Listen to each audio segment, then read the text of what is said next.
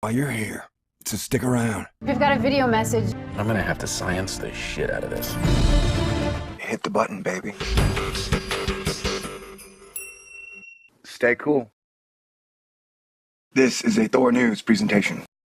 Thor News presents Party dance time. All right, ladies and gentlemen, I am sad and in a bad mood. Why am I sad? Because of everything. Why am I in a bad mood? Because I'm sad.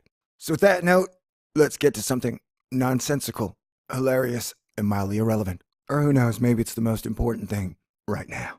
Did you know a computer algorithm can spot a drunken tweeter? Okay, great. Perfect. No, seriously. It was brought to us by Discover, Science for the Curious. Selfie land. All right, let me start off for people who are new to life or Earth. You see, they invented this thing called the internet, which is like a magic spider web that spins across the world. And one of the tendrils of this computer spider web is the thing called Twitter. It's part of the multi-hydra artificial intelligence information gathering programs we call social networking. You know, like Facebook, Instagram, even your PlayStation 4, where they want to know where you are, what are you doing. I have access to your microphone. I have access to your camera. I'm watching everything you do in every type of lighting. So when the war comes between the robots and the humans, you won't stand a chance. All right, so Twitter's this thing where the computer needed to break down all the structural norms of society, where grown men and women used to grow up aspiring to write the great American novel. And if you don't know what that is, it's a book. Back in the day, men and women used to write books that were amazing works of art that would change and inspire millions of people's lives to be better, to be smarter, to be stronger, to be more forgiving. But they don't make those anymore, really. Now they got social networking. And the modern American great novel is the tweet, where on the interwebs, in 140 characters or less, you say the ultimate snark nihilist thing you can think of to win the game. And I guess I've heard it's kind of like Tinder for adults who fancy themselves poets. Hey, you're a snarky nihilist tweeter with a heart of gold? So am I. Let's bang. And so it's like Hemingway, if Hemingway only wrote one sentence. I use Twitter, usually when I'm angry. It's a good way for me to show the world that I'm not perfect. Drunk tweets, long considered an unfortunate yet ubiquitous byproduct of the social media age, have finally been put to good use. Wait, what? I wonder if they have algorithms that can spot hot tweets or LSD tripping tweets, because those would be the ones I'd like to read. What about cocaine tweets? Can it recognize Adderall tweets? Like, is it just drunk? Is drunk the only one the computer can recognize? Maybe now if a cop pulls you over, he'll be like, all right, tweet 5 times, and then we'll have the algorithm run it to see if you're drunk. With the help of a machine learning algorithm, researchers from the University of Rochester cross-referenced tweets mentioning alcohol consumption with geotagging information to broadly analyze human drinking behavior. Wait, so let me get this straight. Their wonderful supercomputer is basically pegged. People talking about drinking at the time are saying, oh my God, I'm drunk. Are drunken tweets? This is genius. This is total genius at work. Holy shit, the Nobel Peace Prize race for 2016 is so crowded. First gravitational waves. Then strange activity on planet Ceres. And now, dudes write a program that can spot tweets that say, whoa, I'm buzzing hardcore, man. And the geotagging is basically saying, are they at a McDonald's or are they at a bar? Because if they're at a bar, there's a 95% chance they're drinking. If they're at a McDonald's, there's only 25% chance they're drinking. So once again, not that impressed. This doesn't sound like artificial intelligence. This just sounds like word search. They were able to estimate where and when people imbibed, and to a limited extent, how they behaved under the influence. All right, now like your standard stuffy PhD scientists, they do their science in the lab. With the computer, me, as a screenwriter, a more mystical school of science. I like to do my research with my boots on the ground. If I want to know where people go to drink, I put my boots on the ground and I go find out. And give me 1 month in any city in the world, I can find the best bar there. Because like Hemingway, I got a bit of a barfly in me. Not too much, but good enough to understand where people drink and how they behave when they're drinking. So can I have PhD? Man, I thought this video would be funnier. The experiment is more of a social critique. The algorithm helps researchers spot drinking patterns that can inform public health decisions and could be applied to a range of other human behaviors. What? The experiment is more of a social critique. I don't know, I understand sense, but don't make no damn sense. Hashtag drunk tweeting. I think you're supposed to put hashtag drunk tweeting without the space. Go home, article, you are drunk. Go home, people of Earth, you're drunk. Go home, digital, you are drunk. Come back, analog. I miss you. Dating was so much more fun before cell phone. Do you remember rushing home to your answering machine to see if that light was blinking? I do. You remember standing there when it was blinking? You're waiting on a pretty girl's call. You got home and it was blinking, and you would stand there for like 30 seconds, just enjoying it like you'd won the lottery. Anyway, the 90s were fucking awesome, man. When the 9/11 happened, shit went downhill fast. And I think we're still falling into the great wide open. All right, to begin with, the researchers sorted through a selection of tweets from both New York City and rural New York City with the help of Amazon's Mechanical Turk, using identified tweets related to drinking, and picked out keywords such as drunk, vodka, and get wasted to train the algorithm. Get wasted. See, I'm a Viking, so when I drink, it's not to get wasted, it's to get awesomer. I highly recommend getting shit-faced like once every 6 months, just to clear out your mental and personal attic. But, do it smart, like stay home and don't call your exes and don't do any dumb shit. I'm a good drunk, man. I get crazier and more random. They put each relevant tweet through a series of increasingly stringent questions to home in on tweets that not only referenced the author drinking, but indicated that they were doing so while sending the tweet. That way, they could determine whether a person was actually tweeting and drinking or just sending tweets about drinking. Okay, so they put each relevant tweet through a series of increasingly stringent questions to hone in on tweets that not only referenced drinking at the exact time, but that they were doing so while sending the tweet. So yeah, like this whole article is about scientists who figured out that people said, I'm drinking, we're drinking. What they spent on this, $1 billion?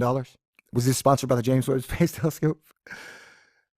They figured out that people who tweeted, man, I wish I was not at work. I wish I was out drinking. We're not drinking. Or people who tweeted, I'm at work, but I wish I was wasted. They were not drinking. They were not drinking at the moment. To get tweeters' locations, they used only tweets that had been geotagged with Twitter's check-in feature. They then approximated users' home locations by checking where they were when they sent the tweets in the evenings, in addition to tweets containing the words like home or bed. This let them know whether users preferred to drink at home or out at bars or restaurants. All right, yeah, so I would guess like 50% of all tweets between midnight to 3 a.m. involve some type of drinking. All right, here we have a cool map chart. All those mofos are drinking. All those mofos are drinking. Wait, let me guess. People in rural places and suburban places drink more at home or at homes. And people in the city drink more at bars. Wow, that's genius. Wish I could have conducted that study. Heat maps show where people were drinking and tweeting tweets. In New York City, the drinking hotspots are Lower Manhattan and its surroundings. Whoa, no way. That is crazy. In Monroe County, they are downtown Rochester and the city of Brockport are the places where people grab a drink. Man, who wrote this? I don't even know if I can finish this one. Combining these two data sets gave the researchers a broad idea of how many people in a given area or at a given time were drinking. Not surprisingly, they found a correlation between the number of bars and how much people drank. More bars meant more drunk people. This is wild. It's almost like saying, if you got a place that has like 100 restaurants, you're going to have more people eating than in a place that doesn't have any restaurants. That's crazy. Gee, science, don't raise the bar too high. New York saw a stronger correlation between the two, proving that people in the big city really do like to drink more. Okay, first of all, that's not true, man, because Twitter's like a city folk thing. It's like an echo chamber. You got a bunch of birds chirping into a Dixie cup. So that, I guarantee you, country boys can drink, and country boys will survive. You know what I'm saying? Just because country boys ain't tweeting about how much fun they're having or how that guy's glasses look horrible on him doesn't mean they ain't drinking. You know what I'm saying? Dumb scientists. Goofball scientists. Why don't you leave your lab every once in a while? Pocket protector Pete. Their work builds on previous studies that attempted to tie people's tweets to specific activities and locations. By using the check-in feature, that's the feature that's like, do you want everyone to know where you are and how cool you are? Please, check in. They say that their system is much more accurate than others and can reliably place people within a block of their actual location. They publish their work on the preprint server at Ziv. This research paper may be a wonderful read, but sounds like one hell of a turd of a scientific study. Apparently, Thor News knows way more about drinking and drinking spots than scientists and all their algorithms. Twitter offers a rich data set to the NSA, the CIA, the FBI, ExxonMobil, Goldman Sachs, McDonald's, AT&T, Sprint, Time Warner Cable, In-N-Out Burger, and Mossad Get Happy. Knowing just how many people are drunk at any given time may be entertaining, but researchers say this experiment was meant to prove that an algorithm could track a broad range of behaviors using widely available data. Yeah, but like we could take it the other way and go into the whole, like I said, the artificial intelligence is set up a plan to map out everything it can know about human beings, their actions, and what they would do and how they would do it. So scientists are doing everything they can to help out Sirius Skynet. And hey, who could blame them? Everybody wants a spot in the people's zoo. Am I right? Am I right? Am I right? Other actions that people record on Twitter, such as eating, shopping, or exercising, are possible targets for machine learning algorithms to comb through and analyze. Potentially, anything with an associated hashtag or keyword could be tracked. There are a few obvious drawbacks to using Twitter as a source of behavioral information, however. One, Twitter seems to be dominated by egocentrists, I think.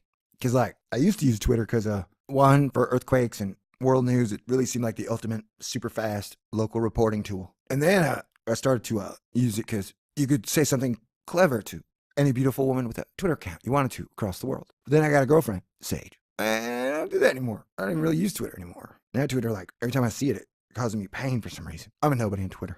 People even make fun of me like, you only have 1,000 people following you on Twitter. You're nobody. Nobody gives a shit what you think. I'm like, I know. I am utterly unimpressive. It's like you guys are living in a fantasy world. That's okay. I'll do that too. But what ifs? All right. Peace out. Whatever had no romance. Now we're at Twitter Tinder world. All right. Peace out. I'm going to go be sad. Build the time machine or some shit. It's a weird world, man. It's a weird world. I don't know if you know this. Thor News is for winners. And that's why you're here. So stick around. We've got a video message. I'm gonna have to science the shit out of this. Hit the button, baby. Stay cool. This is a Thor News presentation. Thor News presents Party dance time. All right, ladies and gentlemen, I am sad and in a bad mood. Why am I sad? Because of everything. Why am I in a bad mood? Because I'm sad. So with that note, let's get to something nonsensical, hilarious, and mildly irrelevant. Or who knows, maybe it's the most important thing right now. Did you know a computer algorithm can spot a drunken tweeter? Okay, great. Perfect. No, seriously. It was brought to us by Discover, Science for the Curious. Selfie land. All right, let me start off for people who are new to life or Earth. You see, they invented this thing called the internet, which is like a magic spider web that spins across the world. And one of the tendrils of this computer spider web is the thing called Twitter. It's part of the multi-hydra artificial intelligence information gathering programs we call social networking. You know, like Facebook, Instagram, even your PlayStation 4, where they want to know where you are, what are you doing. I have access to your microphone. I have access to your camera. I'm watching everything you do in every type of lighting. So when the war comes between the robots and the humans, you won't stand a chance. All right, so Twitter's this thing where the computer needed to break down all the structural norms of society, where grown men and women used to grow up aspiring to write